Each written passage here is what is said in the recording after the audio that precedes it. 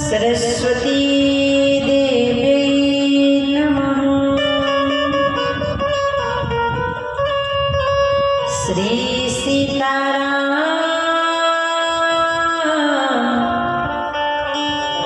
चरण कमलेभ्यो नमः।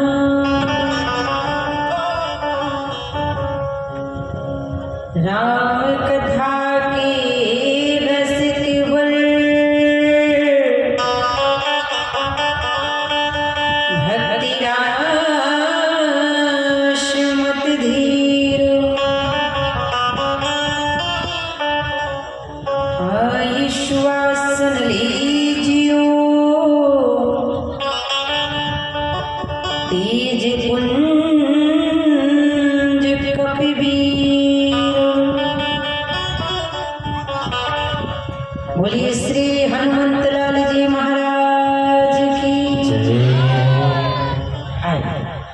जिससे नित्य प्रतिदिन हमारी परंपरा होती है, जब हम भगवान की कथा श्रवण करने के लिए जाते हैं तो पहले और इस हनुमत खैरी कुटी धाम में तो जितने भी श्रोता हैं अधिकतर वो कथा व्यास ही हैं। तो सबको विदित है कि जब हम भगवान की कथा सुनते हैं तो पहले भगवान के नाम का कीर्तन करते हैं। अच्छा, माताएं सोच रही होंगी क्या कीर्तन करना आवश्यक है? पहले दिन कीर्तन कर लिया, प्रथम दिवस कीर्तन कर लिया, अब करने की कोई आवश्यकता नहीं, चल जाएगा। अच्छा देखो, आप सोचो कि प्रथम दिवस हमने संकीर्तन में ताली बजा ली, अब ना बजाएं 7 दिनों तक तो कोई दिक्कत, बहुत बड़ी दिक्कत। अच्छा ध्यान देना, माताएं जब रोटियां बनाती हैं, जब माताएं रोटियां बनाती हैं तो रोटियों में क्या लगाती हैं? बोलो जरा, परोथन। अच्छा आप सोचो कि एक रोटी में परोथन लग गया और बाकी की रोटियां बगैर परोथन के बन जाएगी? अगर बोलना नहीं तो ऐसे ऐसे कर दिया करो, हम समझ जाए, बन जाएगी? अरे महाराज, जब रोटी बगैर परोथन के नहीं बन सकती तो भगवान की कथा बगैर भगवान का नाम लिए से हृदय में बैठने वाली। इसलिए आओ, हस्ती को त्याग कर मस्ती को लेते हुए धारण करते हुए आए, 2 बार ठाकुर जी के चरणों में झूम जाए। इसके बाद जैसे हनुमान जी की कृपा, दोनों हाथ उठाकर प्रेम से सभी लोग भाव से, भाव सबसे बड़ा होता है, झूमते हुए भगवान के चरणों में सभी कहें, मीठे रस से भरी ओरी राधा। अच्छा, राम जी को कितने लोग हैं जो अपना इष्ट मानते हैं? जरा दोनों हाथ उठा के बताएं। बहुत सुंदर।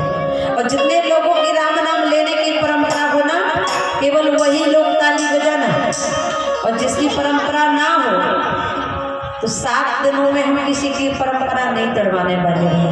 इसलिए आओ प्रेम से, वो मीठे रस से भरी ओरी राधा रानी लागे, महारानी लागे, मन कालो कालो अन्ना जीरो काली लागे। मीठे रस से भरी ओरी राधा महारानी लागे, हरे कालो कालो यमुना तीरो पानी लागे।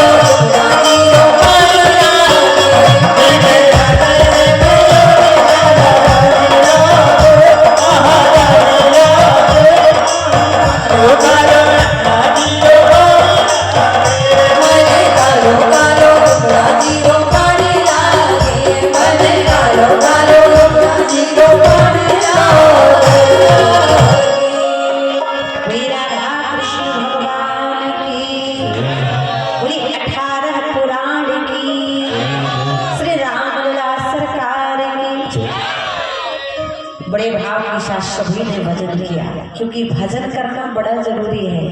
कहते हैं ना, भोजन आप कम करो लेकिन भजन, लेकिन आज की स्थिति क्या है, बोले 3 बार भोजन और भजन 1 बार, और उसमें भी आती हैं झंझटें हजार।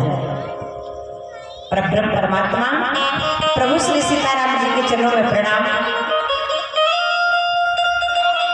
अष्टादश पुराण 18 पुराण चरणों में प्रणाम। पूज्य संत जिनका पावन सानिध्य पूज्य अनंतानंद जी महाराज के चरणों में प्रणाम। सब संत जो यहाँ पर भगवान की कथा में विराजमान होकर धर्म की रक्षा कर रहे, ऐसे पूज्य महाराज जी जो तख्ता पर विराजमान होकर भगवान की कथा को सुन रहे और उनके संरक्षण में कथा यज्ञ 18 पुराण संचालित हो रही, संत भगवान का भी प्रणाम। आज हम जिनके माध्यम से इस गांव खैरी तक हरिद्वार से पहुंच पाए, ऐसे भैया बड़ा उनका सरल स्वभाव है, सुंदर भाव से उन्होंने आमंत्रित किया। ऐसे भैया श्री सुनील पांडे जी एवं आयोजक बड़े भाव से आमंत्रित करते हैं, लेकिन ये कथा बड़ी अनोखी है। यहाँ तो आयोजक की पत्नी ने भी बड़े भाव से आमंत्रित किया। इतने सुंदर भजन गाकर ऐसी श्रीमती प्रियंका पांडे जी भाभी जी को व्यासपीठ से बहुत बहुत आशीर्वाद। एवं हनुमान जी के मंदिर के पुजारी जी महाराज बड़े प्रकांड विद्वान हैं। कल अल्प समय के लिए भेंट हुई और हमारे चाचा जी बोल रहे थे, मेरे चाचा जी के कुल है श्री खेमचंद तिवारी जी, बोल रहे थे देवी जी इस स्थान का इतना बड़ा महत्व है और हमारे मंदिर के जो पुजारी हैं उनमें हनुमान जी की इतनी बड़ी शक्ति है कि अगर वो हनुमान जी का नाम लेके किसी को विभूति दे दे और किसी माँ की गोद सूनी हो तो उसकी गोद भी हरी भरी हो जाती है। ऐसे पुण्य प्रतापी हमारे बाल स्वरूप विराजित हनुमंत लाल जी पुजारी जी महाराज एवं जिनके हम घर में रुके हुए हैं ना, पहले हमें बड़ा लग रहा था कि कहाँ क्या कैसी व्यवस्था, लेकिन हमें प्रसन्नता है। देखिए, दक्षिणा दे देना एक बहुत सरल बात है, दक्षिणा देकर विदा कर देना एक बहुत सरल बात है, लेकिन किसी अतिथि को, किसी मेहमान को हम आमंत्रित करते हैं और उसकी सेवा भाव करके अगर हम 7 दिन में उसको विदा करते हैं तो इससे बड़ा कोई पुण्य का काम होता। क्योंकि जो कथा सुनाने वाला कथावाचक होता है, और यहाँ इस खैरी कुटी हनुमत धाम में तो अनेक कथावाचक है, और यहाँ पे लगभग जितने श्रोता हैं उसमें आधे तो कथावाचक ही होंगे। मंच के जजमान भी कथावाचक बोलो जैसे आ रहे हैं, तभी मैं कहूँ कितने सुंदर श्लोकों के साथ ठाकुर जी की पूजा करने का भाव उत्पन्न हो रहा है, तो कहीं ना कहीं हनुमान जी की कृपा हो। ऐसे श्रोता समाज एवं जिनके घर में हम रुके हैं, भैया से राजकुमार अवस्थी जी, भैया शिवम अवस्थी जी, बड़ा सरल स्वभाव है सबका, बड़ी सेवा भाव करते हैं एक बेटी की तरह। और हमने आज देखा कि भैया के ऊपर भी लगता है छतरपुर क्षेत्र में हनुमान जी की कृपा सबके ऊपर है। सुनते थे बागेश्वर बालाजी के बारे में, लेकिन सौभाग्य ऐसा कि बालाजी के बागेश्वर धाम के समीप ही कथा कहने का सौभाग्य प्राप्त हुआ। अब कल तो हमारे सुनील भैया बोल रहे थे देवी जी आपको भी बागेश्वर महाराज जी से भेंट हम कराएंगे, क्योंकि हमने उनके सोशल मीडिया पे बहुत देखा है कि वो बागेश्वर बालाजी के जो संस्थापक हैं धीरज शास्त्री जी उनको माल्यार्पण कर रहे, माला पहना रहे, उनको तिलक कर रहे, तो बहुत अच्छा भाव लगा। एवं राजकुमार अवस्थी जी के लिए भी भाव अच्छा आया। मैंने सुना है कि आज उनके पास एक फोन आया और उन्होंने हनुमान जी की कृपा से एक किसी बच्ची को ब्लैक ब्लड कैंसर था और उन्होंने कहा हनुमान जी का नाम लेके उनको भाव दिया। तो आज हमने श्रवण किया कि वो कह रहे थे हमारी बेटी की नॉर्मल रिपोर्ट आ गई।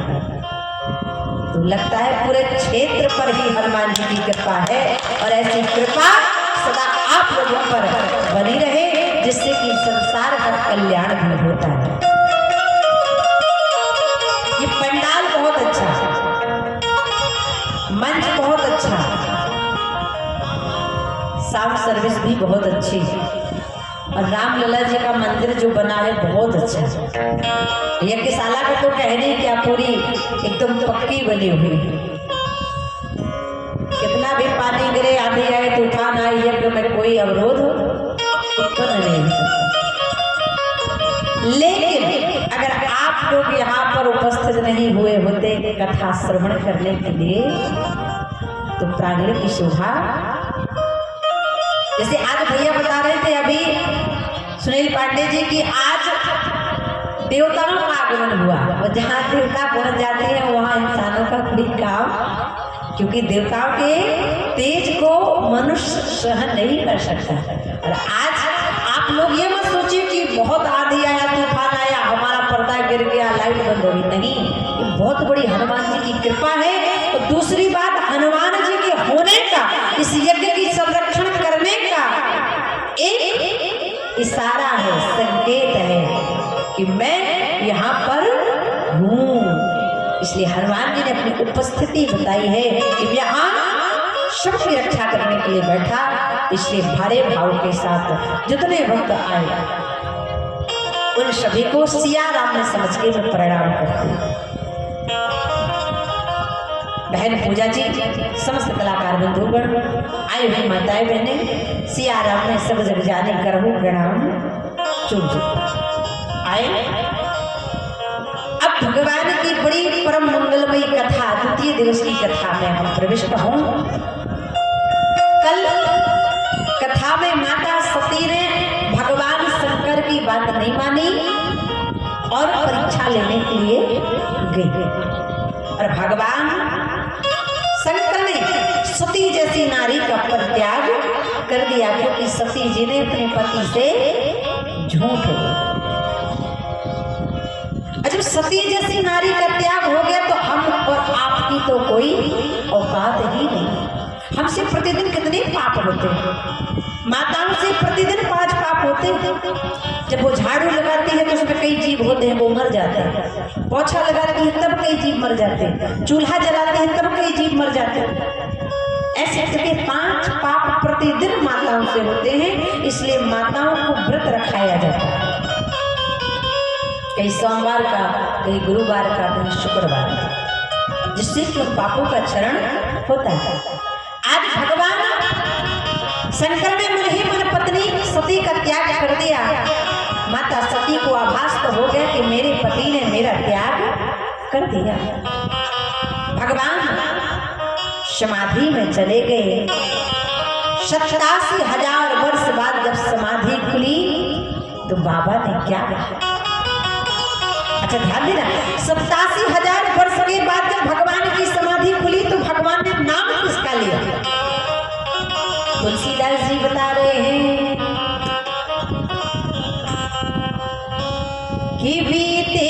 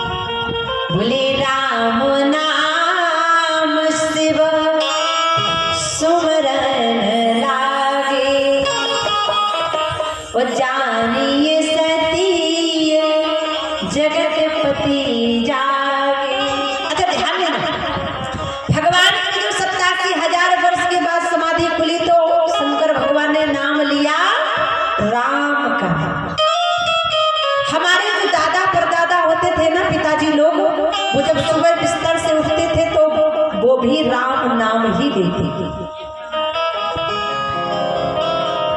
और हमने देखा हमारे पिताजी को, बब्बा जी को, कि जब पलंग से उठते थे तो दोनों हाथ को ऐसे आपस में रगड़ते थे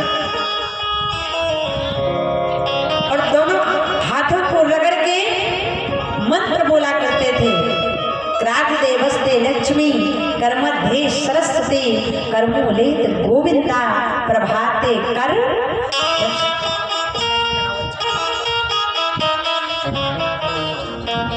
अच्छा ध्यान देना, आजकल मैंने देखा है, आजकल बहुत कम लोग हैं जो सुबह उठकर सीताराम सीताराम बोलते हैं। बहुत कम लोग हैं जो धरती माता को प्रणाम करते हैं। आजकल मैंने देखा है सुबह पलंग पर ही लेटे लेटे क्या करते हैं, बोले क्रावते वस्ते पाठ सपम कर्मध्ये फेसबुकम कर्मूलेते इंस्टाग्राम प्रभाते कपो दर्शनम। मंजन भी नहीं करते, पलंग पर सोते सोते कहते हैं पहले चाहवा लाओ उसके बाद पलंग से उठेंगे। ऐसा नहीं, आज भगवान शंकर जो 87,000 वर्ष के बाद उठे तो भगवान ने राम नाम लेना प्रारंभ किया। हरे नाम शिव केवलम, राम नाम है। सती जी को पता चल गया कि हमारे स्वामी उठ गए और जैसे सती जी भागी भगवान के पास दौड़ी दौड़ी गई, भगवान शंकर के बगल में बैठने लगी। भगवान ने कहा स्टैंड अप, उठ जाओ सती। सती बोली क्यों? भगवान ने कहा सती अब आप बगल में मत बैठो देवी, अब आप हमारे सामने बैठे जाओ। सती जी समझ गई कि हमारे पति हमारा त्याग परित्याग कर चुके। अब सोचने लगी जब पति ने त्याग कर दिया तो मैं जीवन जीकर क्या करूंगी? ऐसे जीवन का क्या महत्व कि पति साथ में तो रहे लेकिन पति का प्रेम पत्नी को प्राप्त ना हो, पति का सानिध्य प्राप्त ना हो, पति दो शब्द प्रेम की वाणी ना बोलता हो, तो ऐसे वैवाहिक जीवन से दुखदाई कुछ हो। अब सती जी मन में सोचने लगी हे प्रभु कब ऐसा समय आए कि मेरे शरीर से मेरे प्राण निकल। और वो समय आ गया, क्योंकि कहते हैं नारी के जीवन में दो सुख सबसे बड़े होते हैं। पहला उसके मांग का सिंदूर। एक नारी की शोभा सुंदर सुंदर काजीगरम की साड़ी से नहीं होती, बनारसी साड़ी से नहीं होती। नारी की शोभा होती है उसके मांग के सिंदूर से। स्त्री को कितना सजा दो, हीरा मोती गहनों से लाद दो, लेकिन अगर उसकी मांग का सिंदूर खाली होगा तो वो शोभा देने वाली। इसलिए कहते हैं पति बिन शूनी मांग, पुत्र बिन घर शूना, दोनों है सुख के साधन, दोनों बिना दुख है दूना। दोनों है सुख के साधन, दोनों बिना दुख है दूना।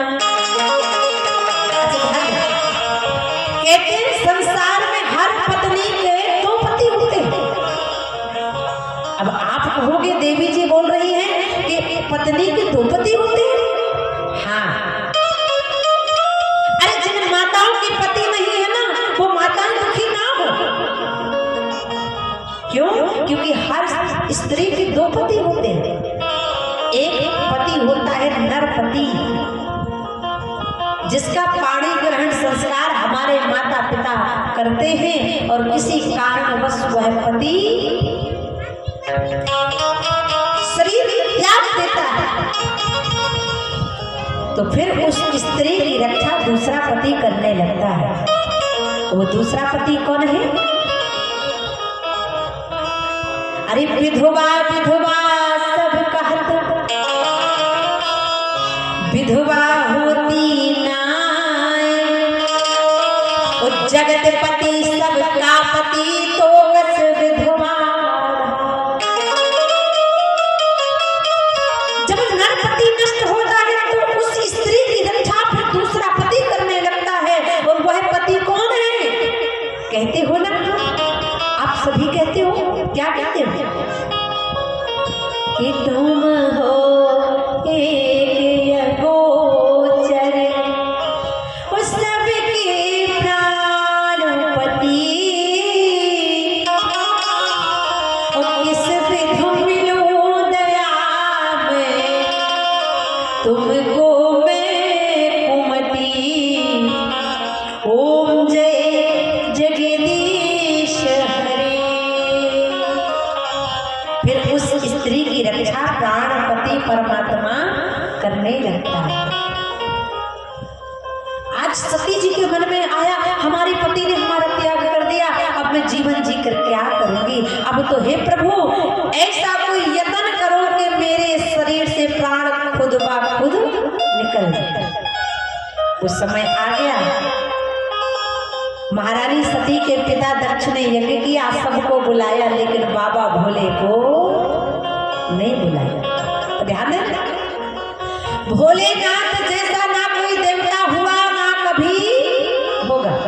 सबको कहते हैं देव, और मेरे भोले बाबा को कहते हैं महादेव। सब देवताओं को कहते हैं वीर, लेकिन हनुमान जी को कहते हैं महावीर। तो ध्यान देना, हर गृहस्थ जीवन में भोले बाबा का शिवलिंग घर में जरूर होना चाहिए। और माताओं बहनों से तो भगवान शंकर बहुत जल्दी प्रसन्न हो जाते हैं।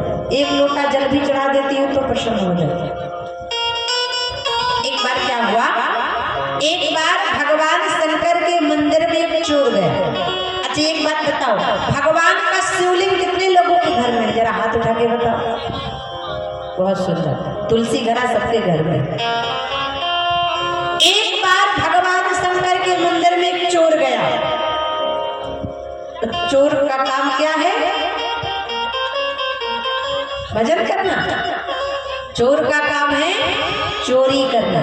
अब भगवान शंकर के मंदिर में चोरी करने के लिए गया तो उसको कुछ नहीं मिला, क्योंकि भगवान शंकर के मंदिर में ना आसन है, ना बासन है, ना रासन है, ना शासन है, कुछ भी तो नहीं है। अब बेचारा चोर दुखी हो गया कि मैं भगवान शंकर के मंदिर में आया, मुझे कुछ चोरी करने के लिए नहीं मिला। अब बेचारा उदास होकर जाने लगा, और जब जाने लगा तो देखता है भगवान शंकर के ऊपर बहुत बड़ा घंटा लगा हुआ। सोचने लगा एक काम करता हूँ, इस घंटे को उतार के लेके जाता हूँ तो जाके बमीठा गंज के मार्केट में इसको बेच दूंगा, कुछ ना कुछ तो फायदा। अब घंटा बहुत ऊंचाई पर लगा था, कैसे निकाले? चोर था, मूर्ख था, गया और जाकर भगवान शंकर के शिवलिंग पर ही चढ़ गया और घंटा को उतारा। और जैसे ही घंटा को उतारता है तो भोले बाबा प्रकट हो जाते हैं। बोलो आदिदेव महादेव की। भगवान शंकर मुस्कुराए, बोले चोर भैया वरदान मांगो, क्या चाहिए? What do you want? क्या मांग रहे हो? मांगो। अब चोर तो कांपने लगा, घबरा गया, डरने लगा, भागने लगा। अरे भोले बाबा क्षमा कर दो, गलती हो गई, मैं आपके शिवलिंग पर चढ़ गया, मुझसे गलती हो गई, माफ कर दो। भगवान शंकर ने कहा भैया तुमसे कोई गलती नहीं हुई, तुमसे तो बहुत बड़ा पुण्य हो गया। बोले कैसा पुण्य? भगवान शंकर ने कहा कोई मेरे मंदिर में आता है तो जल चढ़ाता है, कोई मेरे मंदिर में आता है तो चंदन चांद चढ़ाता है, कोई मेरे मंदिर में आता है तो बिल्व पत्र चढ़ाता है, कोई मेरे मंदिर में आता है तो सभी पत्र चढ़ाता है, कोई भांग धतूरा चढ़ाता है। लेकिन हे चोर भैया तुम तो आज पूरे के पूरे ही चढ़ चुके हो। इसलिए कहते हैं ना कि शिव समान दाता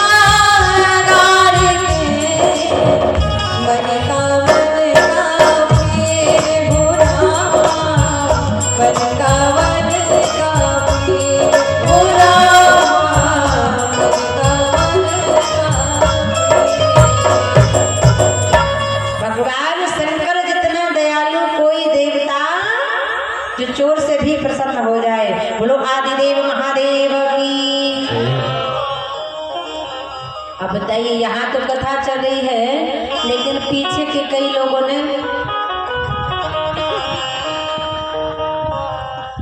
मगन है अपनी मस्ती में, आग लगे चाहे बस्ती में। बोलो जैसे आ रहा है। तंबाकू का सेवन तो कभी करना नहीं चाहिए। आपने अगर सुना हो, द्वारका पीठाधीश्वर स्वामी श्री स्वरूपानंद सरस्वती जी, उनका गोटे गांव नरसिंहपुर में प्रवचन चल रहा था और उन्होंने बताया था कि हमें तंबाकू नहीं खाना चाहिए, क्योंकि तंबाकू का उद्गम कैसे हुआ।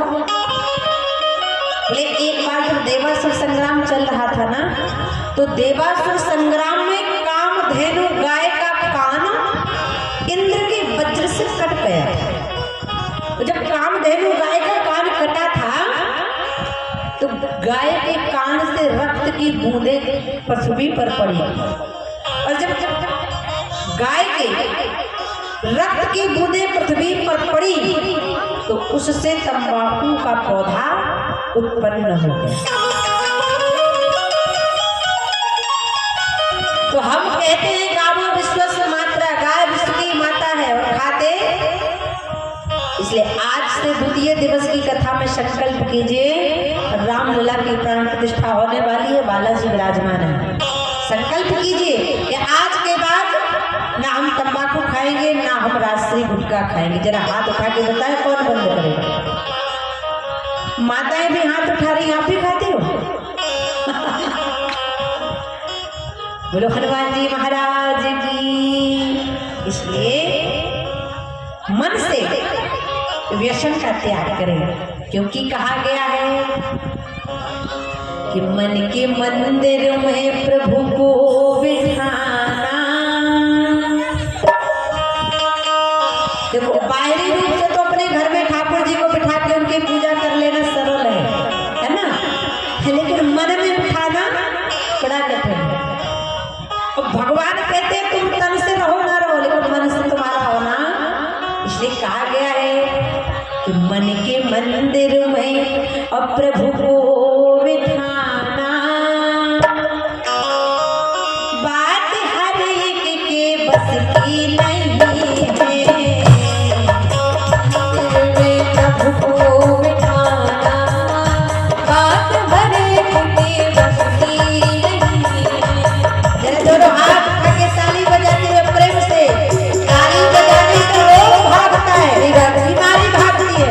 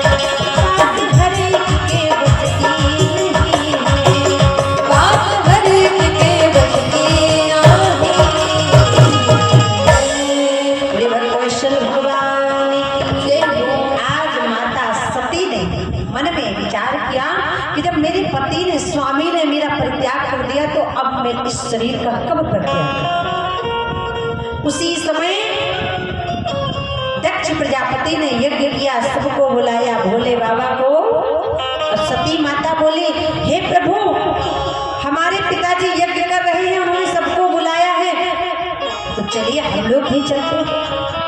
भगवान शंकर ने कहा, ये बताओ देवी, सबको तो बुलाया, लेकिन क्या आपके पिता ने आपको बुलाया? अच्छा ध्यान देना, बेटी का जब तक विवाह नहीं हुआ तब तक वो कहीं भी आ जा सकती है, लेकिन अगर उसका विवाह हो गया तो बगैर बुलाए उसे फिर कहीं जाना नहीं चाहिए। यहाँ तक कि रक्षाबंधन को अगर भाई भी लेने नहीं आता तो भी जाना।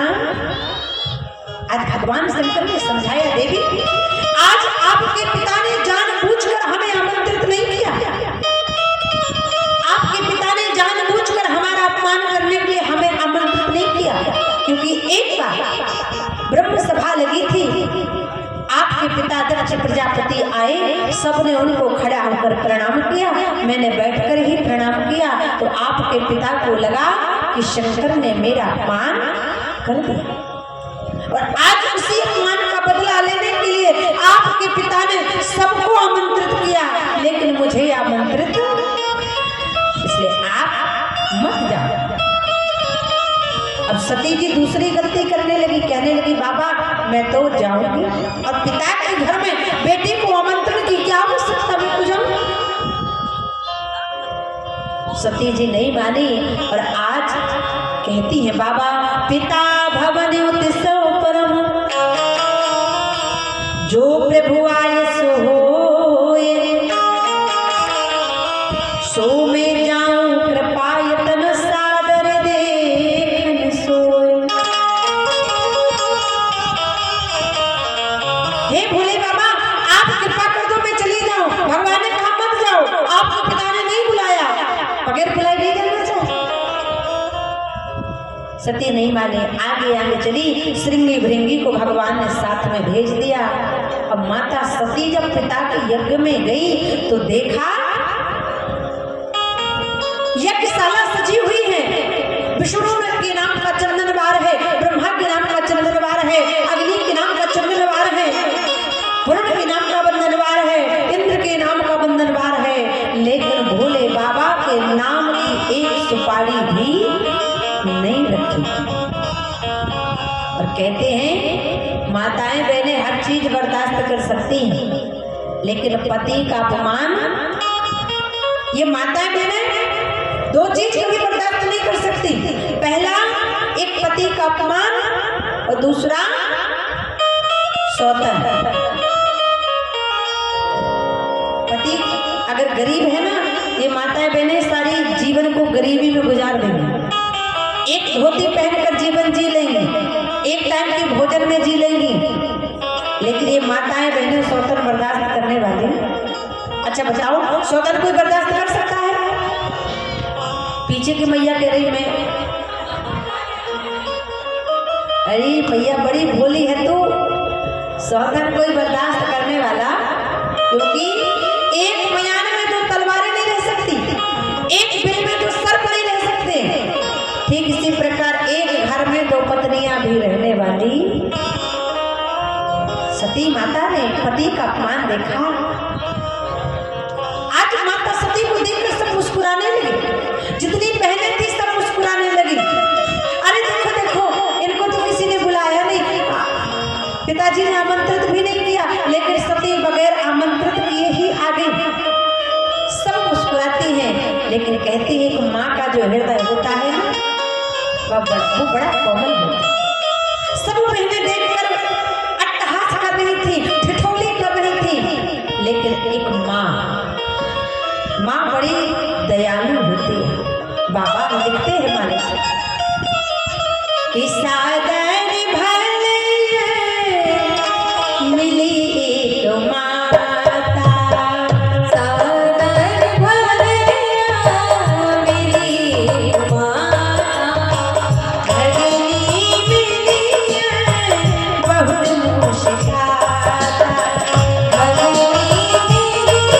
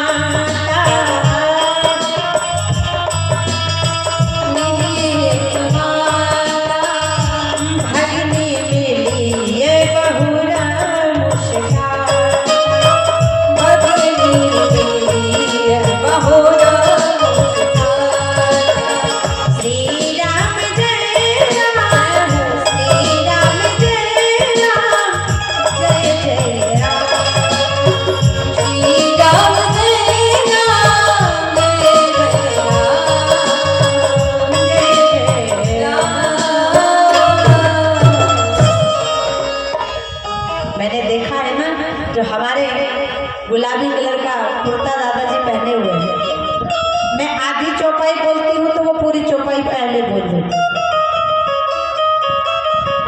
अच्छा ध्यान दे, माताओं ने देखा, मेरी माँ आज अपनी पुत्री को देखती है, हृदय से लगा लेती है, छाती से लगा लेती है, लेकिन सारी बहनें मुस्कुराने लगती हैं। किसी ने बुलाया नहीं, फिर भी आ गई, बिना बुलाए आ गई, हंसने लगी सारी बहनें। लेकिन सागर भले मिली एक माता। अब सती जी यज्ञ मंडप का मुआयना करती हैं, देखती हैं भगवान शंकर का घोर अपमान हुआ, आंखें लाल हो गई, केस फैल गए माता सती के। आज माता सती रौद्र रूप लेकर आई और कहने लगी अपने पिता से। बेटी कभी अपने पिता से ऊंची आवाज में बात नहीं करती, लेकिन आज सती जी ने पिता को सम्मान से संबोधित नहीं किया। आज माता सती जब देखती है कि मेरे पति का अपमान हुआ है, आज माता सती के नेत्र लाल, घुघटी कमाल, केस विशाल हो गए।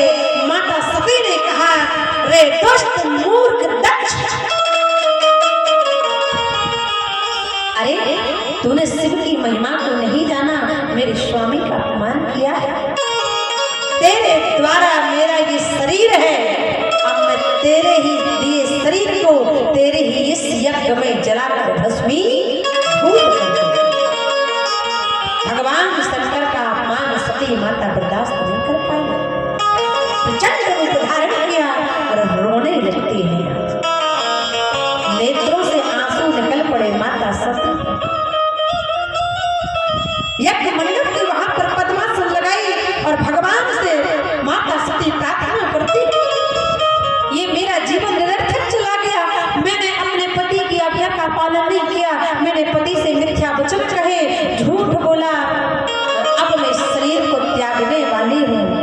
लेकिन हे नारायण, जब जब मेरा जन्म हो तब तब मुझे भगवान शंकर की ही अर्धांगिनी बनना। सती जी ने क्या कहा, पति भोले बाबा को मांगा। आजकल अगर किसी से पूछा जाए जो इस जन्म में पति मिले हैं, क्या तुम अगले जन्म में भी वही पति पाना चाहोगी? तो माताएं कहेगी भगवान को सोचने का समय दीजिए अभी। धन्य है माता सती, पद्मासन लगाई और आज माता सती कहती, अरे मरत सती हरि सन बरमान, कि जन्म जन्म शिव पद अनुराग। जब जब मेरा जन्म हो तब तब मुझे आप पत्नी भगवान शंकर की बनाना, अन्यथा मेरा जन्म ही मत। और आज माता सती दक्ष के यज्ञ में अपने शरीर को भस्मीभूत कर देती है। भयं सकल मखहा का भगवान शंकर को पता चला, आदि देवी महामाया सती ने अपने शरीर को नष्ट किया। भगवान शंकर ने आज रौद्र रूप धारण कर लिया, वीरभद्र को भेजा। वीरभद्र ने दक्ष प्रजापति का सिर काट दिया। भगवान शंकर सती को लेकर तांडव कर रहे। भगवान नारायण ने अपने चक्र से माता सती के शरीर के 52 टुकड़े कर दिए, और जहां जहां 52 टुकड़े गिरते हैं वहां वहां शक्तिपीठ। बोलिए 52 शक्तिपीठ भगवान की। कहते हैं मां सती का हार गिरा था मैहर में, पहले नाम था माई हार, लेकिन जिसे आज हम सभी लोग मैहर के नाम से जानते हैं। कहते हैं माता सती का दांत गिरा था दतिया में, इसलिए मां पीताम्बरा शक्तिपीठ दतिया बन गया। आज दक्ष प्रजापति का सिर धड़ से अलग हो गया, यज्ञ ध्वंस हो गया। सारे देवता कहने लगे, हे प्रभु, अगर यज्ञ विध्वंस हो जाएगा तो महामारी आ जाएगी, यज्ञ को सफल कीजिए। तब धन्य भगवान शंकर, जिसकी पत्नी मर गई हो, जिसके कारण कारण पत्नी मरी हो और उसी की रक्षा करने का संकल्प लेने वाले हैं महादेव। और आज यज्ञ को सफल किया और भगवान शंकर ने दक्ष प्रजापति को सिर किसका लगाया? गधे का, बकरे। अच्छा ध्यान दो, आज आदिदेव महादेव ने दक्ष प्रजापति को बकरे का सिर क्यों लगाया? अरे गधे का लगा देते, कुत्ते का लगा देते, लेकिन बकरे का इसलिए लगाया क्योंकि बकरा हमेशा क्या बोलता है? मैं। और मैं का मतलब क्या है? अहंकार। मैं कर सकता हूं, ये स्वाभिमान है, ये काम मैं ही कर सकता हूं, ये अभिमान है। और जहां मैं होता है वहां परमात्मा रहने वाला नहीं। दक्ष प्रजापति सदैव मैं करता था, ये मैंने किया, ये मैंने किया, ये मैंने किया। और जहां मैं होता है वहां पर परमात्मा कभी निवास। और बकरा भी मैं करता है, तो जो मैं करता है तो उसकी एक न एक दिन बलि दे दी जाती है। इसलिए दक्ष प्रजापति को बकरे का सिर लगा। यज्ञ संपन्न हुआ, भगवान शंकर फिर समाधि में चले गए। लेकिन आज यहाँ माता सती ने मरते समय मांगा, जन्म जन्म शिव पर अनुराग,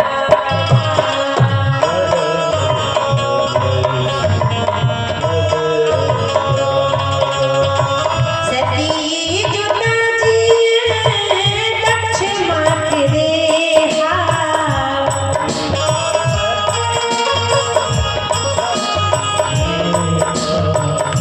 जन्मी जाई हिमाचल गेहा,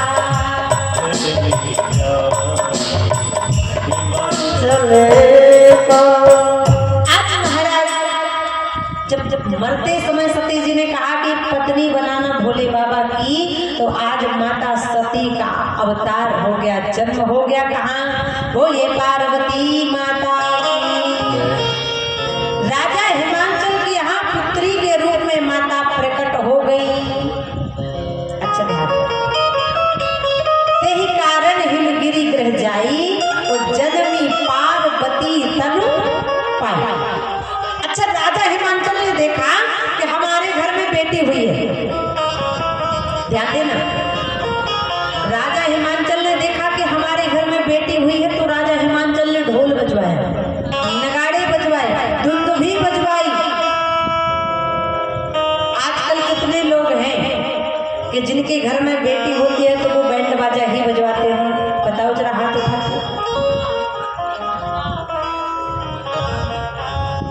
आजकल मैंने देखा है, एक कलयुग की सच्चाई है। आजकल मैंने देखा है कि किसी के घर में बेटी हो जाए और बेटा हो जाए तो दोनों का उत्सव अलग होता है। ये कलयुग की सच्चाई है।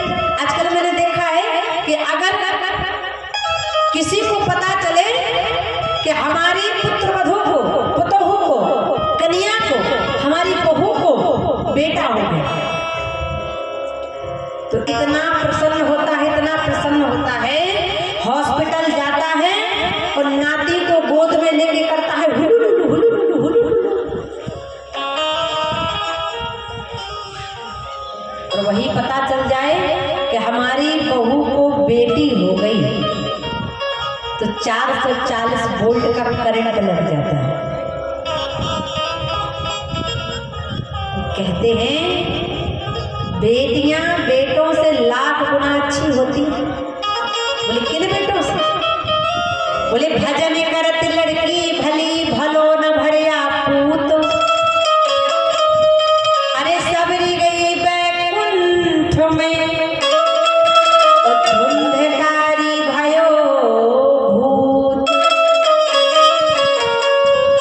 बेटी नहीं बचाओगे तो बहू कहां से लाओगे?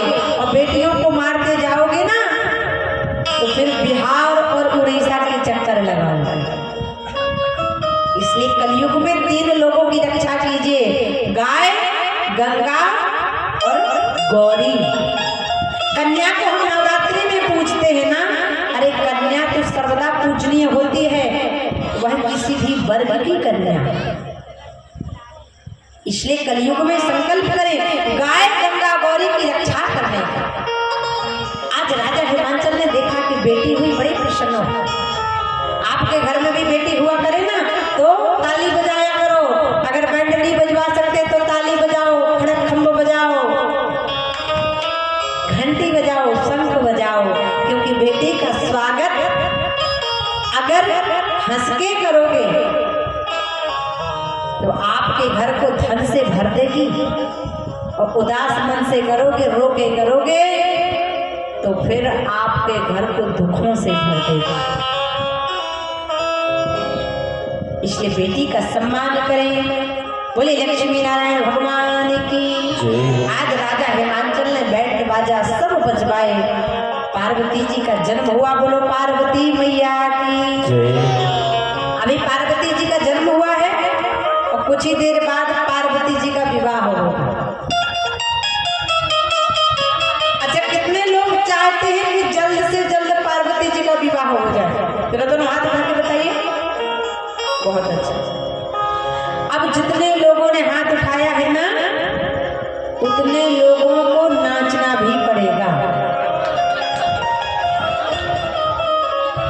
और बेटी के विवाह में अगर नहीं नाचे तो भोले बाबा फिर रुष्ट हो जाएगा। इसलिए अभी नहीं, जब विवाह हो तब। बाबा गोस्वामी लिखते हैं कि बेटियों का भाग भगवन तूने कैसा बनाया है, बेटियों का भाग भगवन तूने कैसा बनाया है, बेटियों का भाग भगवन। और आज तो जिसने भी एक गुलाब की माला पहनाई है उनको बड़ा बड़ा आशीर्वाद है, क्योंकि गुलाब की माला से कम बड़ी सुंदर सुगंध आ रही है और लग रहा है कि आज भाव दिया गया है। इसको दोनों हाथ उठा के तालियों की सेवा के साथ। बेटियों का भाग भगवन तूने कैसा बनाया है, बेटियों का भाग भगवन तूने कैसा बनाया है।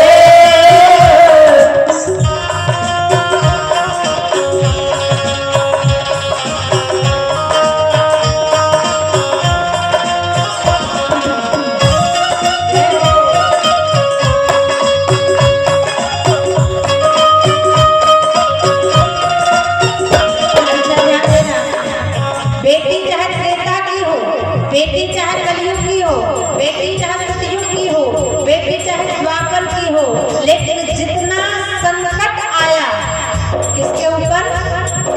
बेटी के ऊपर। एक कवि कहता है, सीता जैसी बेटी को रावण ने सताया है, सीता जैसी बेटी को रावण ने सताया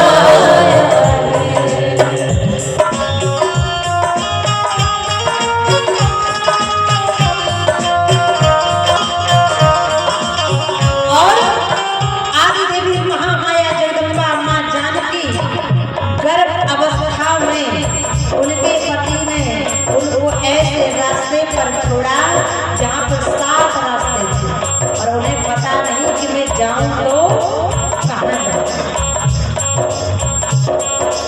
उनके पति ने उनको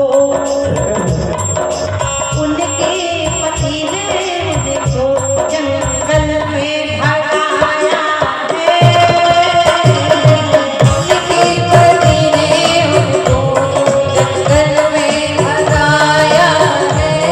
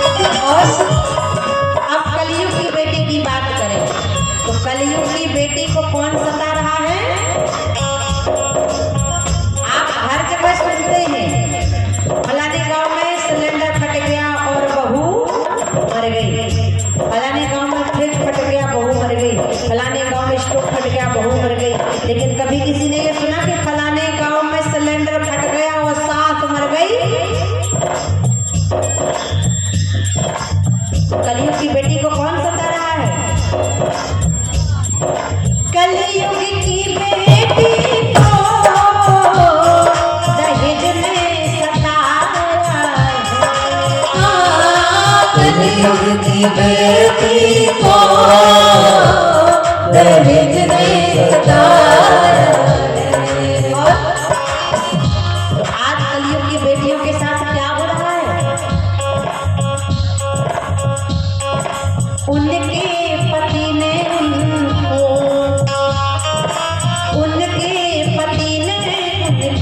जिंदा जिंदा जलाया है।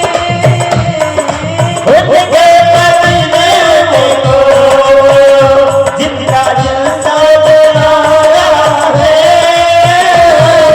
बेटियों का भाग भगवन तूने कैसा बनाया है।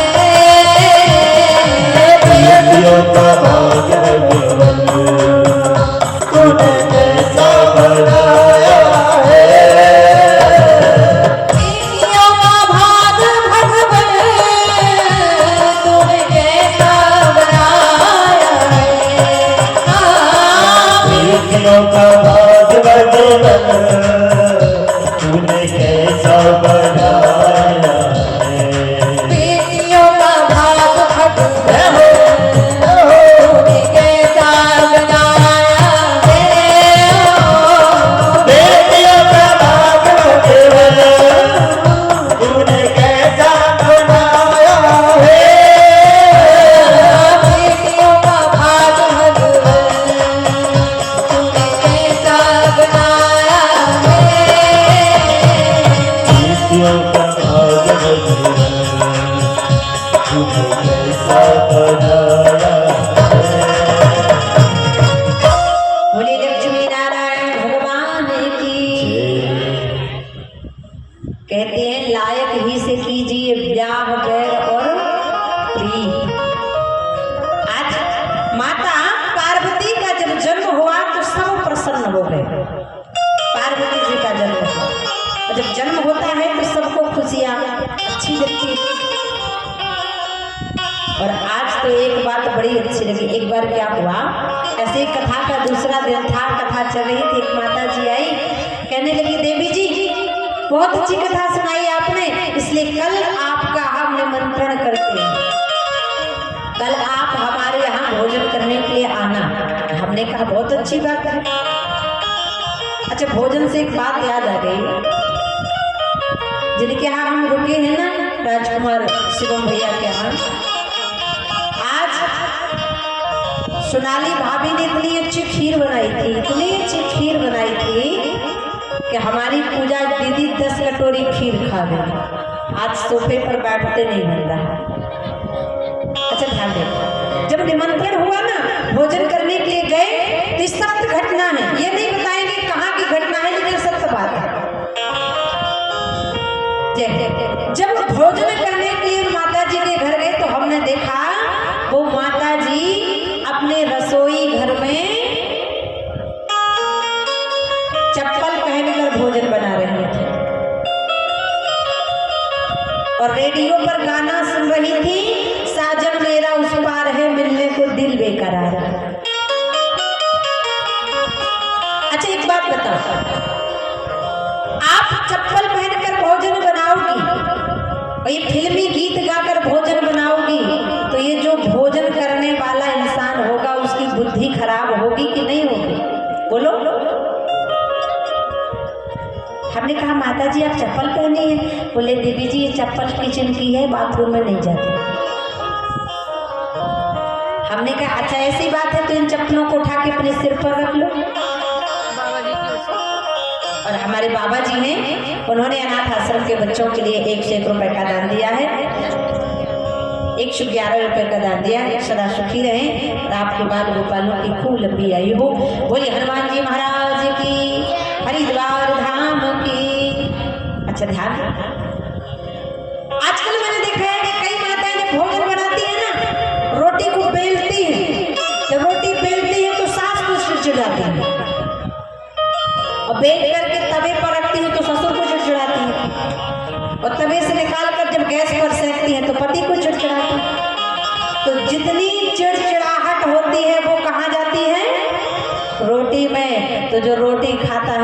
भी चिड़चिड़ाने लगता है। ऐसा मत करो। अरे भोजन बनाओ ना। अगर किसी माँ के पति की बुद्धि खराब भी है, वो माँ भोजन बनाए और भोजन बनाने के बाद उसमें एक तुलसी का दल डालकर ठाकुर जी को उसका भोग लगा दे और उसी भोजन को फिर पति को, बच्चों को, सास को, ससुर को खिलाए, तो उनकी बुद्धि में भी सुधार आना प्रारंभ हो जाए। क्यों? क्योंकि जैसा खाओगे अन्न वैसा होगा मन, और जैसा पियोगे पानी वैसी निकलेगी वाणी, और जैसी करोगे संगत वैसी निकलेगी रंगत। पानी पियो छान कर और गुरु बनाओ जानकर। ऐसा नहीं कि लोभी गुरु और लालची चेला, तो दोनों नरक में ठेलम ठेला बोलो जैसे है।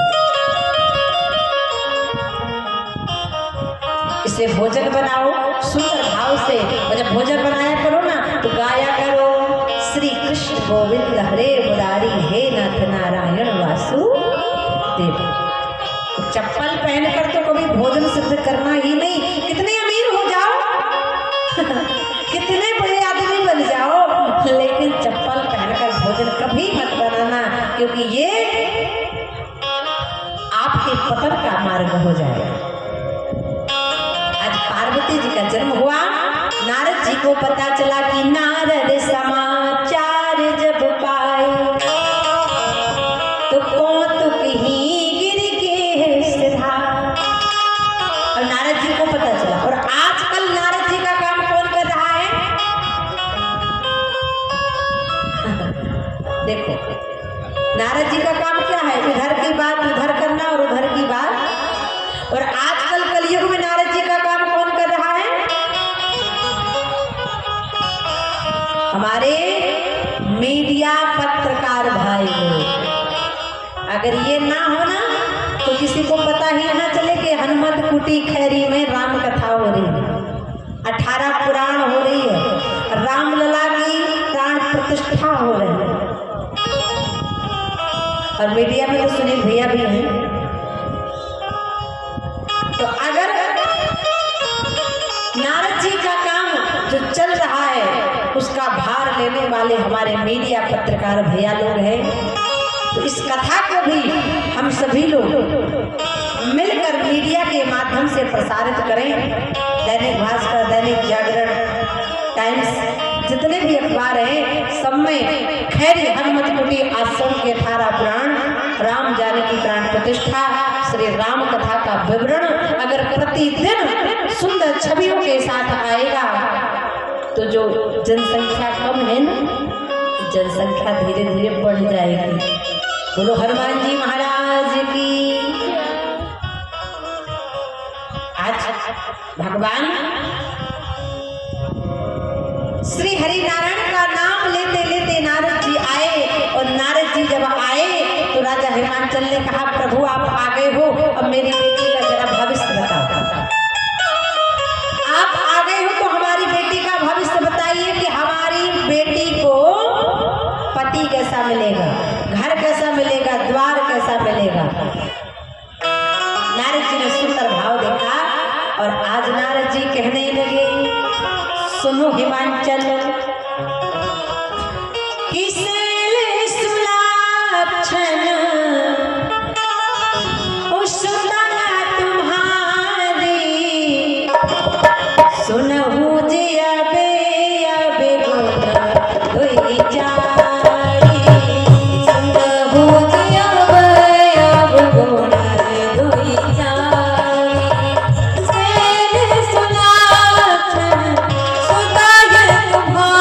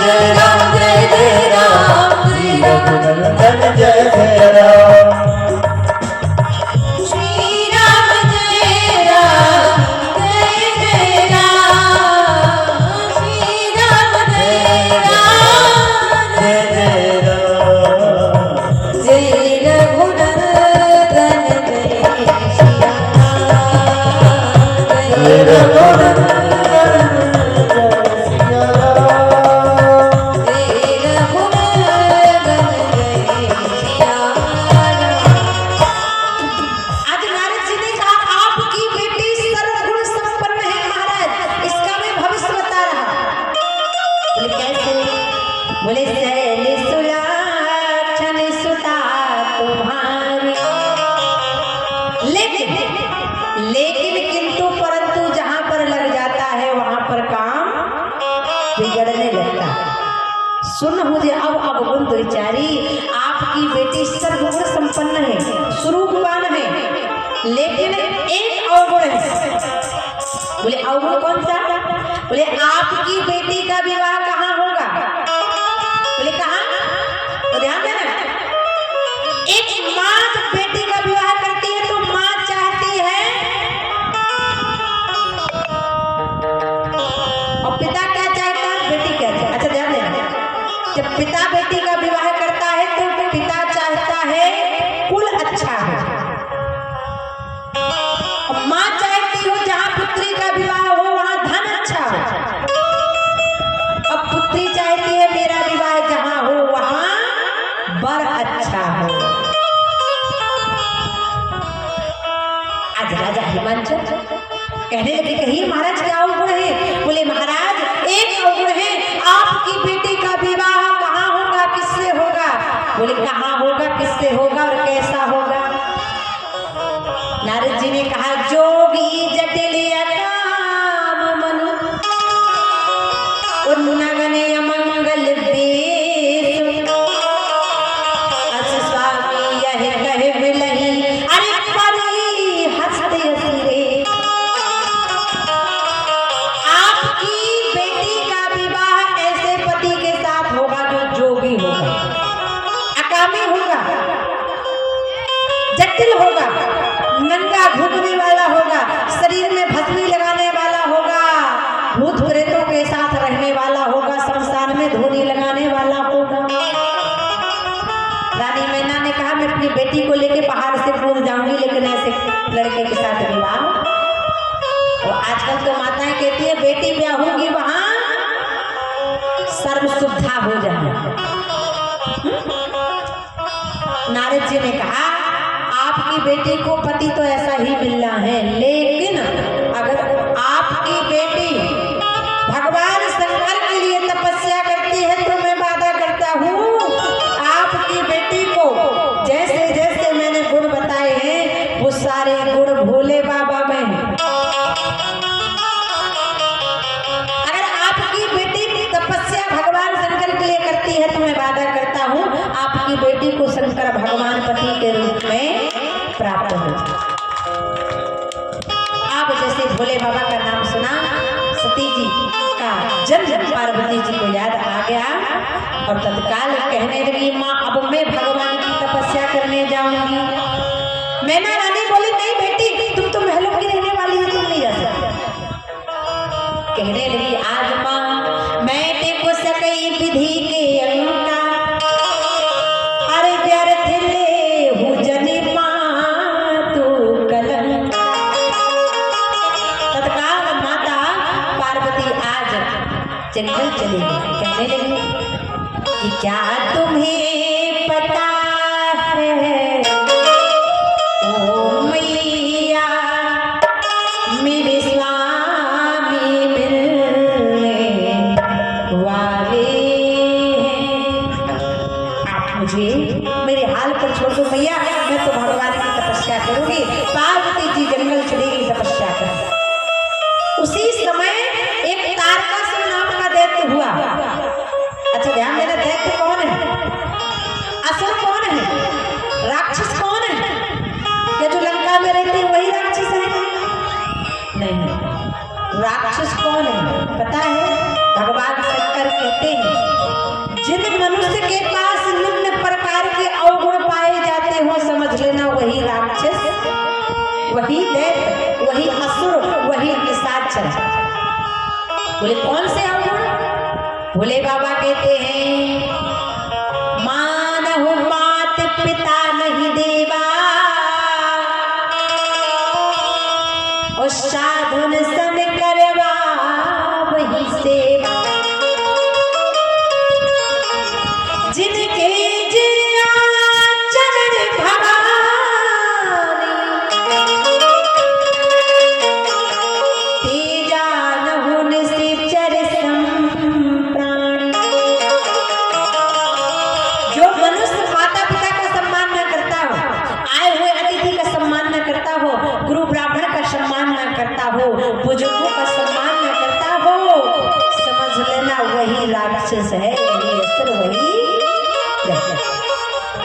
उसी समय तारकासुर नाम का दैत्य हुआ। उसने ब्रह्मा जी से वरदान मांग लिया कि शंकर भगवान के वीर से जो संतान हो वो मेरा वध कर पाए, अन्यथा मेरा कोई वध ना। तारकासुर जानता था ना कभी भगवान का विवाह होगा, ना कभी समाधि से उठेंगे, ना कभी पुत्र होगा, ना मेरी कभी मृत्यु हो। लेकिन ये भूल जाते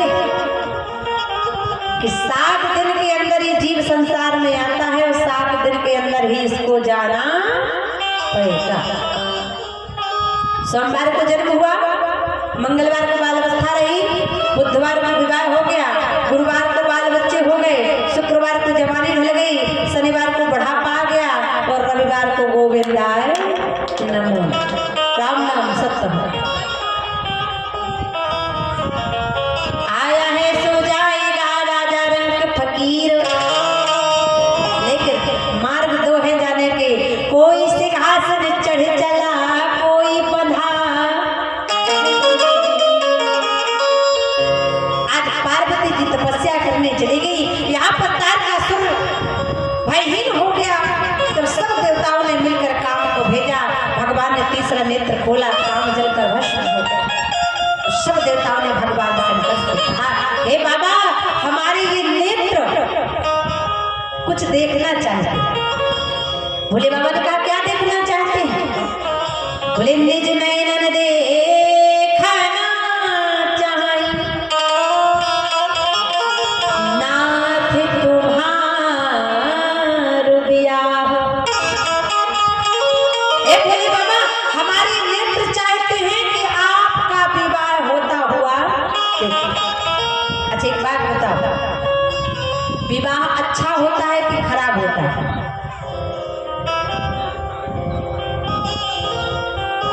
जिनका जीवन शंकर पार्वती की तरह होगा उनका विवाह अच्छा होता है, तो जिनका जीवन खटापटी में चलता है वो विवाह सही। एक बार क्या हुआ, एक गांव में एक विवाह हो रहा था और विवाह किसका हो रहा था? मुस्लिम समाज में विवाह हो रहा था। आपके खैरी गांव में मुस्लिम समाज है? बहुत सुंदर। एक गांव में एक विवाह चल रहा था, लेकिन मुस्लिम समाज में विवाह चल रहा था। और जिस लड़की का विवाह हो रहा था उसका नाम था शकीला, ध्यान देना। और जिस लड़के के साथ हो रहा था उसका नाम था मदरुआ। लेकिन जिस लड़की का विवाह हो रहा था ना, उस लड़की की एक आंख थोड़ा डिस्टर्ब थी। अब बढ़िया बारात आई, विवाह होने लगा, बराती आए। अब जितनी गांव की महिलाएं थी ना, अब माताओं की तो आदत होती है तर्क वितर्क को तर्क करना। यहाँ की बात नहीं है खैरी की, यहाँ की माताएं तो बड़ी अच्छी थी। अब जितनी गांव की माताएं थी सामने बराती बैठे थे और दूल्हा बढ़िया काला चश्मा लगा कर आया था। अब गांव की माताओं ने लड़की की ओर देखा और कहने लगी कि लड़का तो इतना अच्छा मिल गया, लेकिन लड़की की एक आंख बड़ी डिस्टर्ब है। अब देखो हमारे हिंदू धर्म में, सनातन धर्म में भगवान को राम कहते, घनश्याम कहते, और इस्लाम में अल्लाह कहते। तो जितनी माताएं थी, और उन्होंने ऐसे कव्वाली करने का एक तरीका भी होता है, तो जितनी माताएं थी ना, सारी माताएं बारातियों की ओर इशारा करती हैं और लड़की को इशारा करके बताती हैं कि लड़की की आंख डिस्टर्ब है। तो जितने बाराती थे, बारातियों के सामने गांव की माताएं कहती हैं लड़की की ओर इशारा करके कि लड़की की एक आंख खराब है। इशारा कैसे किया कि शकीला की एक ही हाय अल्लाह। अब माताएं बारातियों को बताना चाहती थी कि लड़की की एक आंख डिस्टर्ब है, इशारा करके सुनाती हैं और कहती हैं, बारातियों की ओर देखती है और इशारा लड़की की ओर करती है आंख पर, इस शकीला की एक ही हाय अल्लाह।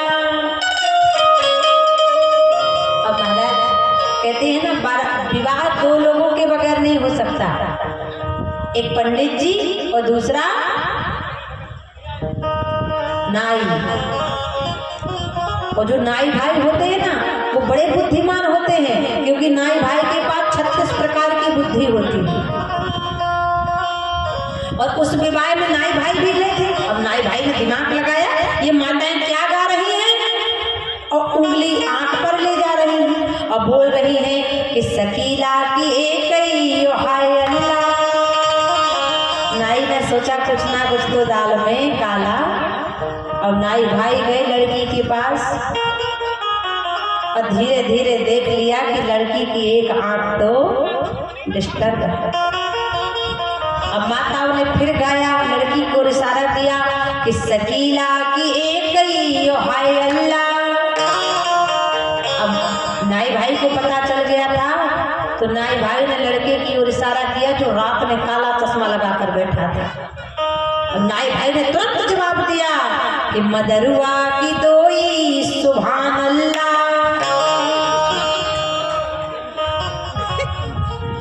कहने का भाव, जो जिसके भाग्य में होता है तो मिलता है, जो नहीं होता तो सिर पटक के मर जाओ, लेकिन मिलने वाला इसी प्रकार। भाग्यहीन को नहीं मिलत भली वस्तु को जोग, तो दाग पकी जब काग के तो भयो कंठ में रोग। भगवान शंकर को मनाया, कहा विवाह कर लीजिए, पार्वती जी आपको पाने के लिए तपस्या कर रही। बोले पहले भगवान शंकर ने कहा पार्वती जी के प्रेम की परीक्षा होगी। पहले सप्तऋषियों को भेजा, और जब सप्तऋषि गए तो माता पार्वती ने कहा कि जन्म कोटि लगे रगड़े हमारी, बरहु शंभु नत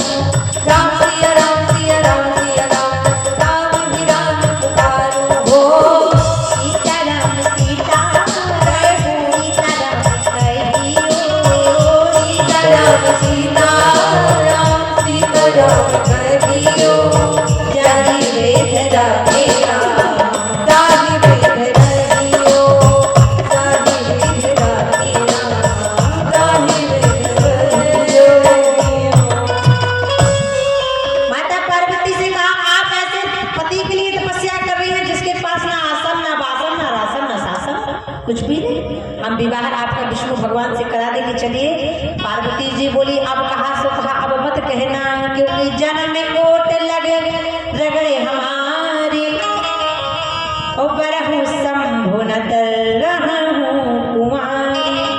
मैं विवाह करूंगी तो भगवान शंकर से अन्यथा जीवन पर्यंत कुंवारी व्रत का पालन करूंगी।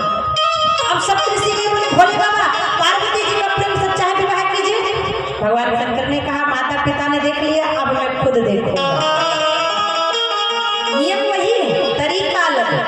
आजकल का लड़का लड़की देखने जाता है तो 1 kilo fair and handsome cream लगा के जींस का पैंट पहन के जाता है, लेकिन भोले बाबा लड़की देखने के लिए गए, 80 साल के बुजुर्ग का रूप बनाया, हाथ में लाठी ली और सिर को झुकाया, कमर को टेढ़ा किया, फिर गए।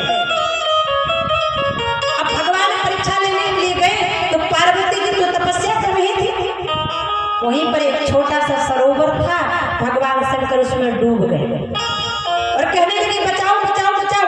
और बचाएगा मुझे वही जिसने आज तक किसी पुरुष को स्पर्श न किया। पार्वती जी की बहुत सारी सखियां थी, वो विवाहित थी, सोचने लगी हमारा तो विवाह हो गया है, हम कैसे हाथ बढ़ाएं। पार्वती जी आई, कहने लगी अगर मैं सज्जन को बचाती हूँ तो मेरा पतिव्रत धर्म नष्ट होता है, तो हिंसा लगती है और अहिंसा परमो धर्म। अब मैं क्या करूं? पार्वती जी ने कहा मैं इन बुजुर्गों की रक्षा करूंगी, ये मेरा जीवन निरर्थक गया, फिर अगला जन्म लेकर पति की प्राप्ति करूंगी। और माता पार्वती अपना हाथ बढ़ा देती। अच्छा माता एक बात बताओ, माताओं का कौन सा भाग होता है, दायां की बायां? अब हमारा विवाह तो हुआ नहीं इसलिए हमें पता नहीं कौन सा भाग होता है, दायां की बायां? बायां। आज माता पार्वती ने अपना बायां हाथ बढ़ाया, भगवान शंकर ने अपना दायां हाथ बढ़ाया और पार्वती जी का हाथ पकड़ा और भगवान बाहर आ गए। बोलो गौरी शंकर भगवान की। कहा हे पार्वती मैं तुम्हारी तपस्या से प्रसन्न हुआ, अब मैं संकल्प लेता हूँ हे पार्वती अब मैं तुमसे विवाह जरूर करूंगा। बोलो शंकर भगवान की। पार्वती जी हिमांचल गई, भगवान शंकर कैलाश गए और भगवान का श्रृंगार हो गया। अच्छा ध्यान रखना, हम अपना श्रृंगार करते हैं जब विवाह होता है, लेकिन भगवान शंकर का क्या हुआ? श्रृंगारा। बाबा लिखते हैं इस वही शंभु गण करहि श्रृंगारा, शिव ही शंभु गण करहि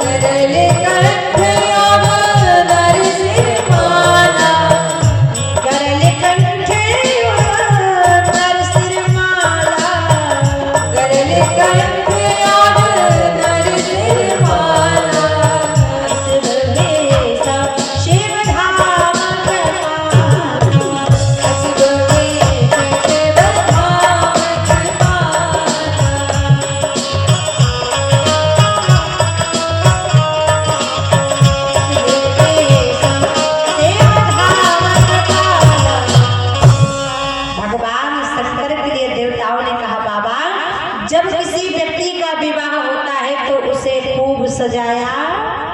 अच्छा विचार किया है? आज भगवान को सब सजा रहे हैं, लेकिन कभी विचार किया कि जब किसी का विवाह होता है तो उसे सजाया क्यों जाता है?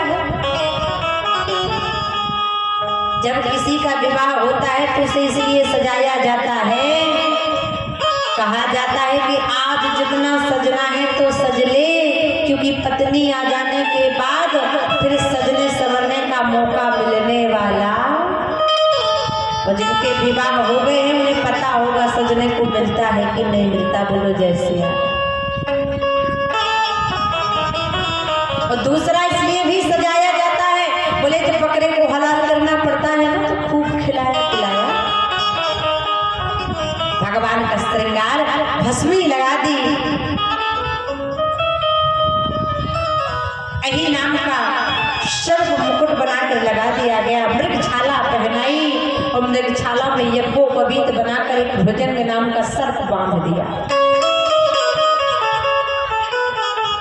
अब बाबा से कहा, बाबा जब दूल्हा तैयार होता है तो किसी वाहन में जाता है, तो आप बताइए हमारे खेमचंद तिवारी जी की स्कॉर्पियो में जाएगी या शिवम भैया की डिजायर में जाएगा? कौन सी गाड़ी से जाएगा?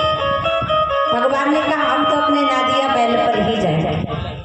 अच्छा देखो, भगवान नादिया बैल पर क्यों जा रहे हैं? क्योंकि बैल है धर्म का प्रतीक, और जो कार्य धर्म से होता है वो कभी असफल होता भगवान नादिया पर बैठे, लेकिन जब भगवान नादिया पर बैठे तो आकाश मार्ग से भगवान विष्णु आ रहे थे और भगवान विष्णु के वाहन को जब भगवान शंकर के बैल भुजंग ने देखा तो खिसकना चालू कर दिया, क्योंकि भगवान विष्णु का वाहन क्या है? मोर, गरुड़। और कहते हैं गरुड़ का और सर्प का 36 का आंकड़ा। अब भगवान ने देखा कि बैल तो निकल जाएगा, कचरा हो जाएगा, तो भगवान ने भुजंग नाम के सर्प का मुख पकड़ा और नादिया पर जो सीधा बैठे थे तो उल्टा बैठे थे। जहाँ नादिया की पूंछ थी वहां मुख कर लिया, जहाँ मुख था वहां पीठ कर ली। बोलो शंकर भगवान की। सब कहते हैं भगवान के लिए कि देख से वही सुरा प्रिय मुस्काही, बरलायक दुल्हन जगनाई, बरलायक दुल्हन जगनाई, जैसे दूल्हा तस बनी है बराता, जैसे दूल्हा तस बनी है बराता।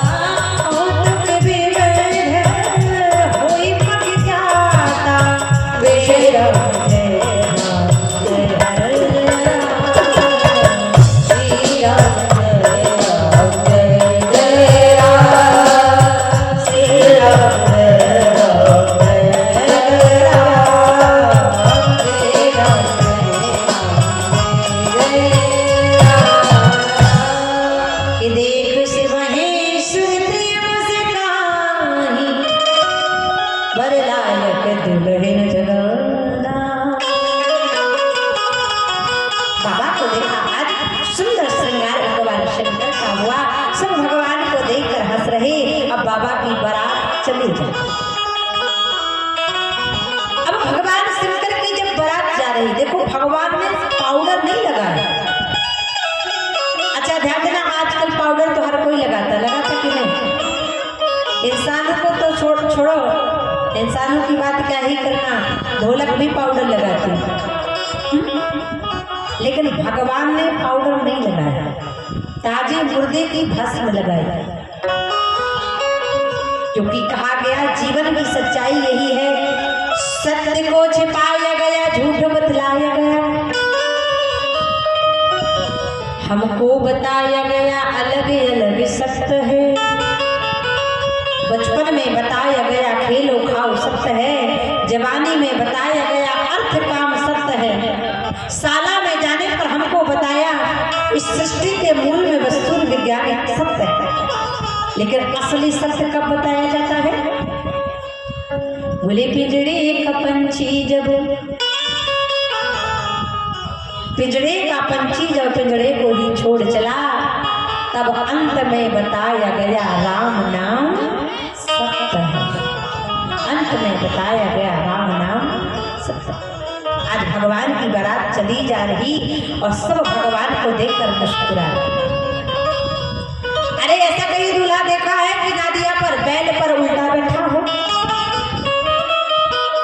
अब बारातियों के लिए कहा गया, भगवान विष्णु बोले, विष्णु कहा तब बेहद अस बोले सकल दिशराज, और बिलगे हुई चला सब निज निज न सहित समान। जो ब्राह्मण में, छत्री में, सूत्र में और वैश्य में जाए तो अच्छा लगे। भगवान ने कहा हम अपने बाराती अलग ले जाए, और भगवान ने डमरू घुमाया, बोले जितने भी खैरी के भूत प्रेत पिशाच लंकनी डंकनी साकनी हो सब बारात में सामने।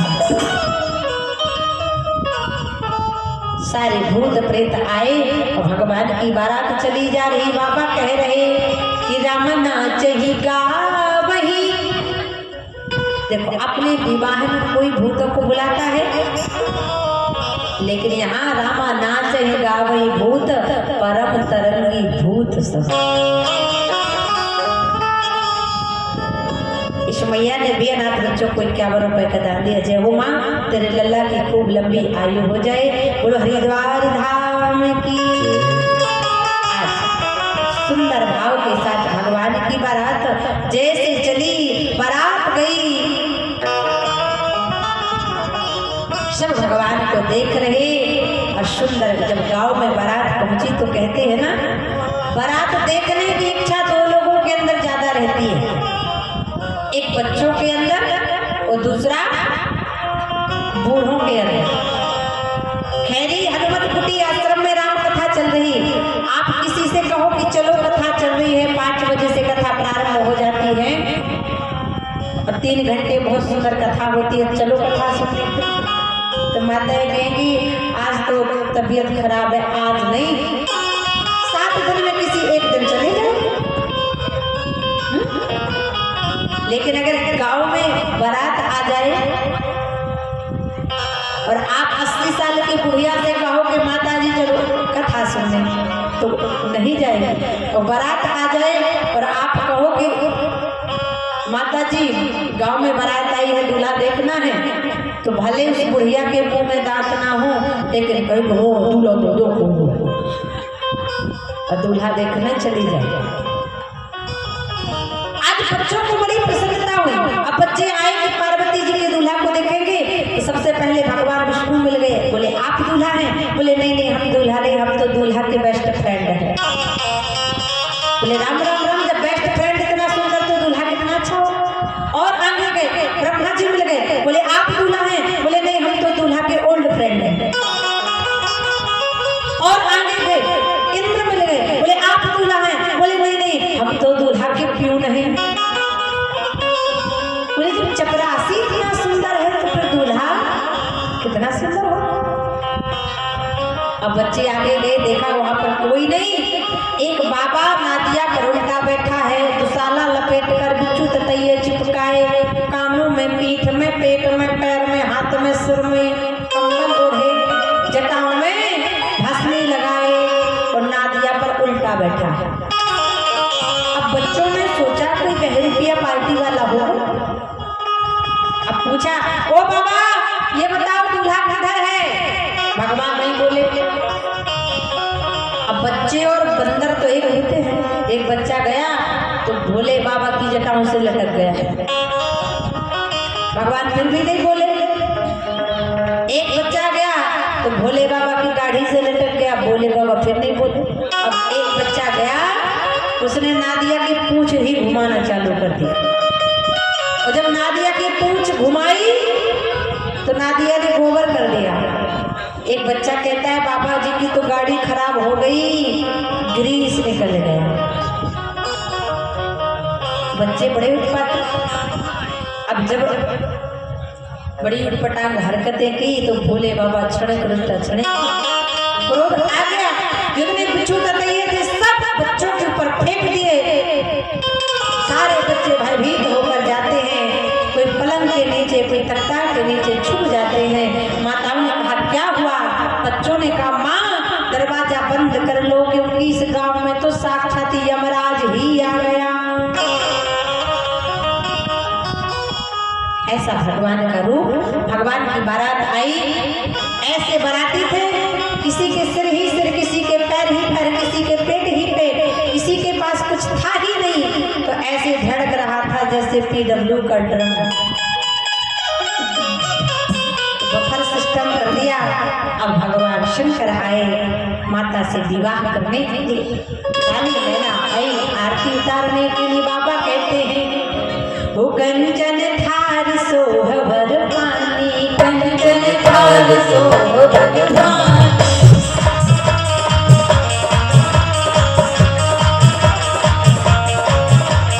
परिचय चली हरि हरि साथ, एक रूप में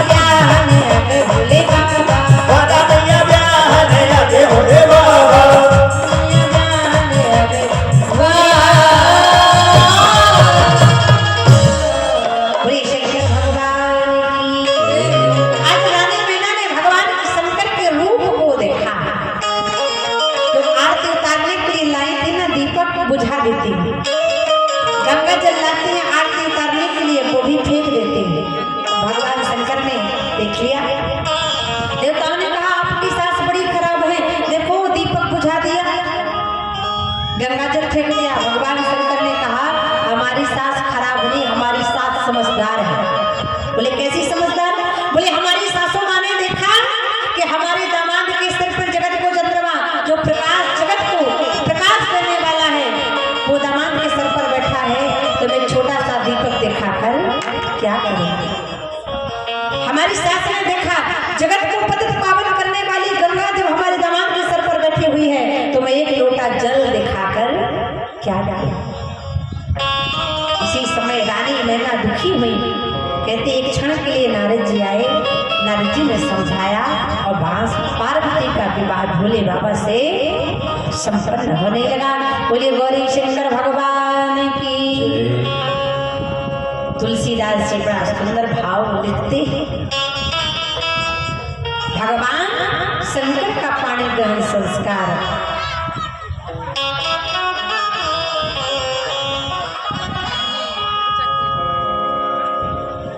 माँ पार्वती के साथ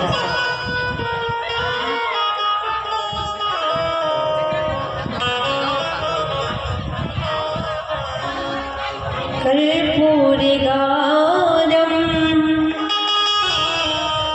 करुणावतारम संसार सारम भुजगेन्द्रहारम कर्पूरी गौरम करुणावतारम संसार सारम भुजगेन्द्रहारम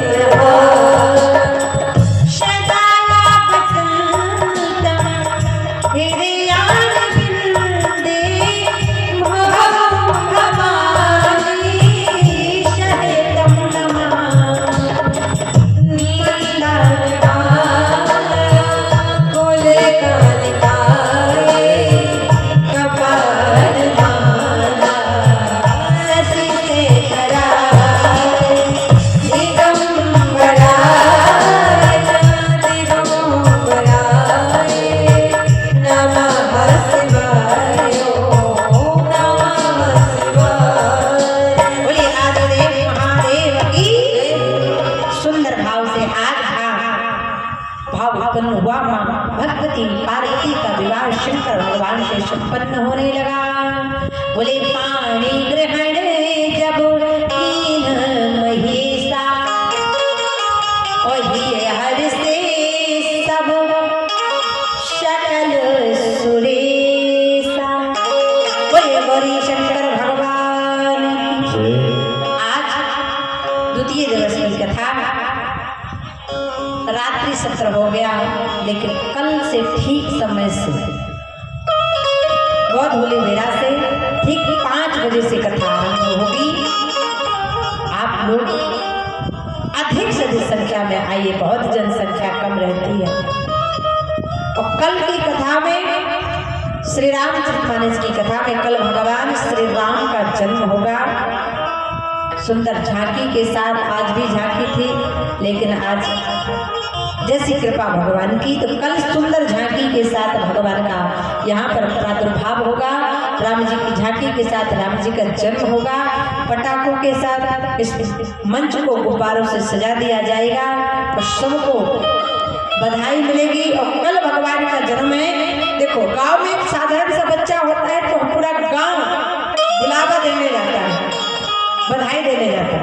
कल राम जी का जन्म होगा, इसलिए जिसको जो कुछ दान करना हो राम जी को, सोना चांदी हीरा मोती घर द्वार मकान, जिसकी जो इच्छा ला के दे सकते हैं। और कहते हैं हमें भगवान के जन्म में अन्न धन इत्यादि को लुटा देना चाहिए। इससे हमारे जो बाल गोपाल घर में होते हैं ना, उनकी बीमारी रोग बाधा सब नष्ट होते हैं। इसलिए कल भगवान का जन्म उत्सव मनाया जाएगा। आज भगवान शंकर का विवाह हो, इसलिए आए। जब तक विवाह में हम नाचते नहीं हैं तब तक विवाह पूरा। अब भगवान का विवाह हुआ है ना, तो दोनों हाथ उठा के ताली बजा के, अरे आप अपने बेटे का विवाह करते हो तो नाचते हो कि नहीं नाचते? कि माता तो मूसल ले लेके नाचते हैं। लेकिन आज आदिदेव महादेव का विवाह और 18 पुराण में शिव पुराण भी होती है, ब्रह्म वैवर्त पुराण भी होती है, स्कंद पुराण होती है, हरिवंश पुराण होती है। और आज शिव पुराण रामचरितमानस बालकांड द्वितीय सोपान में आज भगवान भगवान शंकर का विवाह होता है। इसलिए आओ दोनों हाथ उठा के ताली बजा के अगर आज भोले बाबा के विवाह में नाचोगी ना तो आपके बेटा बेटी के विवाह में नाचने के लिए स्वयं भगवान को भी आना पड़ेगा। और जो आज दान पुण्य करोगी भगवान भोलेनाथ के विवाह में तो उस दान को चुकाने के लिए स्वयं भगवान आपके बेटा बेटी के विवाह में आएंगे। इसलिए आओ, कहते हैं जो माताएं नाचती है ना भगवान के विवाह में उनकी कमर के दर्द, घुटने के दर्द, ब्लड प्रेशर की बीमारी ठीक हो जाती है और उनको पार्वती जैसी बहू मिलती है। तो जो नहीं नाचती तो उनको भी पार्वती जैसी ही मिलेगी। बोले जैसी हर का। इसलिए आओ दोनों हाथों को उठाओ, प्रेम से झूमते हुए भगवान का विवाह है। शर्म करनी चाहिए बुरे कर्म करने में, शर्म करो दूसरे की निंदा करने में, शर्म करो किसी की बुराई करने में, शर्म करो किसी का धन लूटने में, लेकिन शर्म मत करो कभी धर्म का कार्य करने में। इसलिए आओ दोनों हाथ उठाओ, प्रेम से भोले बाबा का विवाह है। इसलिए खड़े होकर झूमते हुए नाचते हुए सब लोग, अगर आज नाचोगे ना तो कल दैनिक भास्कर अखबार में आपका चित्र दिखाया जाएगा कि खैरी हनुमत कुटी में माताएं नाचते हुए भगवान की कथा का आनंद ले रहे हैं। इसलिए आए बड़े भाव के साथ सभी लोग कि भोले बाबा ने रूप बनाया। क्या हो भैया, ऐसे झूम जाना कि भोले बाबा प्रसन्न होकर वरदान देकर चले जाए कि भोले बाबा ने रूप बनाया, गोरा मैया को